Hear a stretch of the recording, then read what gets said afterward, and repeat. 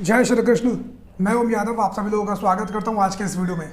सबसे पहले तो जितने भी लोग इस वीडियो को देख रहे हैं आप सभी लोगों को हैप्पी दिवाली की हार्दिक शुभकामनाएं। दोस्तों आज के इस वीडियो में मैं आप लोगों से एक बहुत ही इंपॉर्टेंट टॉपिक के ऊपर बात करने वाला हूं। दोस्तों मैं आप लोगों से बात करने वाला हूं एक टीवी सीरियल के बारे में।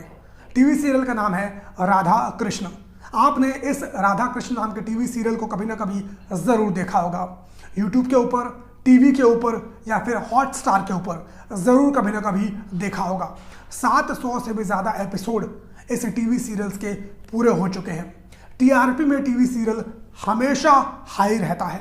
इससे आप अंदाजा लगा सकते हैं कि इस टीवी सीरियल की पॉपुलैरिटी कितनी ज्यादा है। यूट्यूब के ऊपर आप जाकर देखेंगे तो इस टीवी सीरियल्स की शॉर्ट क्लिप्स आपको बहुत सारे देखने को मिल जाएंगे। तो आप लोग सोच रहे होंगे कि आज मैं इस टीवी सीरियल के बारे में क्यों बात कर रहा हूं। दोस्तों इस टीवी सीरियल के बारे में बात करना बेहद जरूरी हो गया है। बेहद जरूरी इसलिए है क्योंकि जिस प्रकार की चीजें इस टीवी सीरियल के माध्यम से देश और दुनिया के सामने जा रही हैं वो सरासर गलत हैं। हमारे धर्म को बदनाम करने वाली चीजें इस टीवी सीरियल के माध्यम से जा रही हैं। नाम इसका राधा कृष्ण रखा गया है। इसका मतलब इस टीवी सीरियल के अंदर भगवान श्री कृष्ण और राधा जी के बारे में बताया जाएगा। मैंने इस टीवी सीरियल को देखा और जितना भी इस टीवी सीरियल को देखा उससे मुझे मालूम चला कि इस टीवी सीरियल में किस प्रकार से भगवान श्री कृष्ण और राधा जी का जो चरित्र है उसको बेकार तरीके से दिखाने की कोशिश की गई है। दोनों के चरित्र को इस तरीके से दिखाया गया है जैसे मानो दोनों किसी बॉलीवुड के हीरो और हीरोइन हो या फिर जैसे आजकल के गर्लफ्रेंड और बॉयफ्रेंड होते हैं और इन सब के बीच में प्यार मोहब्बत चलता है, रोमांस चलता है, फ्लर्ट चलता है, हंसी मजाक चलता है। यानी इस प्रकार की जो चीजें चलती हैं ऐसे दिखाया गया है भगवान श्री कृष्ण और राधा जी को।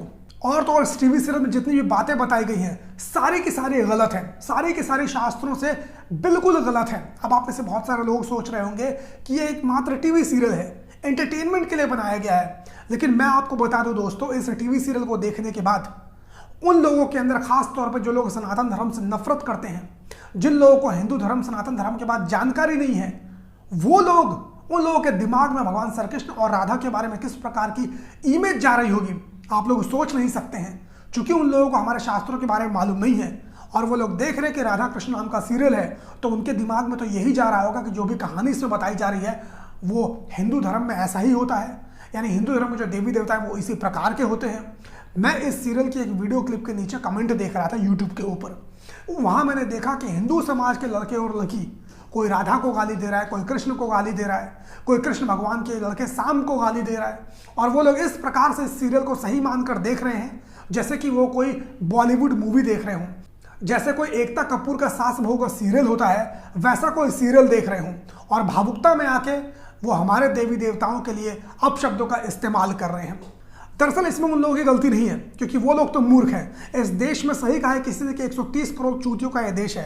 वो नहीं देखता है कि जब ये सीरियल बनता है तो उसके आगे एक डिस्क्लेमर आता है। उस डिस्क्लेमर के अंदर साफ साफ लिखा होता है कि सीरियल के अंदर जितनी बातें बताई जा रही हैं वो सारी की सारी फिक्शनल हैं, एंटरटेनमेंट पर्पज से बनाई जा रही हैं, टीआरपी कमाने के लिए बनाई जा रही हैं। लेकिन लोग जब इस वीडियो को देखते हैं, इस सीरियल को देखते हैं तो वो ऐसा मान के चलते हैं कि हकीकत में यही हो रहा है। उनको लगता है कि ये कोई बॉलीवुड की फिल्म चल रही है, उनको लगता है कि ये एकता कपूर का कोई सास बहू का सीरियल चल रहा है और उस तरीके से लोग कमेंट करते हैं। कोई राधा जी को गाली दे रहा है, कोई सांब को गाली दे रहा है, कोई कृष्ण भगवान को गाली दे रहा है। बताइए इस तरह की चीजें कहने का मतलब यह है कि इस टीवी सीरियल के माध्यम से उन लोगों के दिमाग में किस प्रकार की छवि हम लोग भगवान श्री कृष्ण और राधा जी की पेश कर रहे हैं। आपको जानकर आश्चर्य होगा इस टीवी सीरियल के अंदर इस प्रकार से भगवान श्री कृष्ण का जीवन चरित्र प्रस्तुत किया गया है कि मानो उन्होंने पूरा जीवन ही गोकुल के अंदर बिता दिया। उनका जन्म ही राधा जी से रासलीला प्रेम करने के लिए ही हुआ हो। उल्टा बलराम जी का चित्रण इस प्रकार से किया जैसे कि कोई बेवकूफ हो। आप सभी लोग जानते हैं कि बलराम महाबलशाली थे, लेकिन उनका इस प्रकार का चित्रण इस सीरियल के अंदर किया गया है कि उनका एकमात्र काम है राधा और कृष्ण भगवान की किस प्रकार से सेटिंग हो जाए। बस यही भगवान बलराम का काम दिखाया गया है। वही शिव जी का भी एक काम इसी प्रकार का दिखाया गया है। वो भी इसी प्रयास में लगे हुए हैं कि कैसे भगवान श्री कृष्ण और राधा जी का मिलन हो जाए, कैसे इन दोनों की लव लाइफ सेटल हो जाए। मतलब ना भगवान शिव जी के पास कोई काम धाम था, ना भगवान बलराम के पास कोई काम धाम था। सब इसी काम में लगे हुए थे कि कैसे राधा और कृष्ण का मिलन हो जाए, दोनों के बीच में प्यार मोहब्बत हो जाए। वैसे ही दोस्तों आप सभी लोग जानते हैं कि भगवान श्री कृष्ण का चरित्र किस प्रकार से हमारे समाज के अंदर दूषित किया गया है। भगवान श्री कृष्ण की छवि इस प्रकार से बना दी गई कि भगवान श्री कृष्ण हमेशा लड़कियों से घिरे रहते हैं। भगवान श्री कृष्ण की छवि इस प्रकार से बना दी गई है कि भगवान श्री कृष्ण लड़कियों के वस्त्र लेकर भाग जाते हैं। भगवान श्री कृष्ण की छवि इस प्रकार से बना दी गई है जो माखन चुराते हैं, चोर की छवि बना दी गई है। लेकिन ये सारी की सारी मन गलत कहानियां इन्हीं सीरियल्स के माध्यम से देश और जनता तक फैलती हैं। किसी ने भी शास्त्रों का अध्ययन नहीं किया गया है। मैं आपको बताता हूं, ये जितनी भी कहानियां हैं ये भगवान श्री कृष्ण की बाल्य अवस्था की हैं। भगवान श्री कृष्ण जब मात्र 3 वर्ष 8 महीने के थे तब उन्होंने रासलीला, तब लड़कियों के वस्त्रों को चुराने का काम किया था। भगवान श्री कृष्ण मात्र 11 वर्ष की आयु तक गोकुल में निवास करते हैं, उसके बाद वो गोकुल से चले जाते हैं।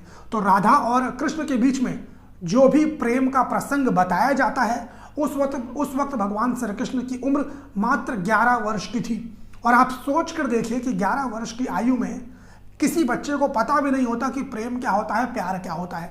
मैं आजकल के बच्चों की बात नहीं कर रहा हूं, मैं बात कर रहा हूं आज से 5000 साल पहले के बच्चों की बात। आज का ज़माना टेक्नोलॉजी का है, आज हमारे पास यूट्यूब है, आज हमारे पास बॉलीवुड है, आज हमारे पास तमाम टेक्नोलॉजीज़ हैं जिसके वजह से जो आजकल के बच्चे हैं उनको प्यार मोहब्बत इन सारी चीज़ों के बारे में मालूम चल गया है। लेकिन आप सोच कर देखिए 5000 साल पहले ये सारी चीज़ें नहीं हुआ करती थी, क्या उस वक्त के बच्चे को ये सारी चीज़ें मालूम रही होंगी? लॉजिक से देखा जाए तो बिल्कुल भी मालूम नहीं रही होंगी। तो जो भी भगवान श्री कृष्ण और राधा जी के प्रेम प्रसंग को दिखाने की कोशिश करते हैं ये बिल्कुल भी उस प्रकार का प्रेम प्रसंग नहीं था जिस प्रकार का ये लोग दिखाते हैं। और तो और इस टीवी सीरियल के अंदर माता रुक्मिणी का भी जिक्र किया गया है और माता रुक्मिणी को एक जलनखोर औरत के रूप में प्रस्तुत किया गया है। हमारे शास्त्रों के अनुसार कभी भी माता रुक्मिणी और राधा जी का मिलन नहीं होता है, लेकिन इस टीवी सीरियल के अंदर दिखाया गया है कि माता रुक्मिणी राधा जी को खीर बनाना सिखा रही हैं और राधा जी से जलन होती है माता रुक्मिणी को।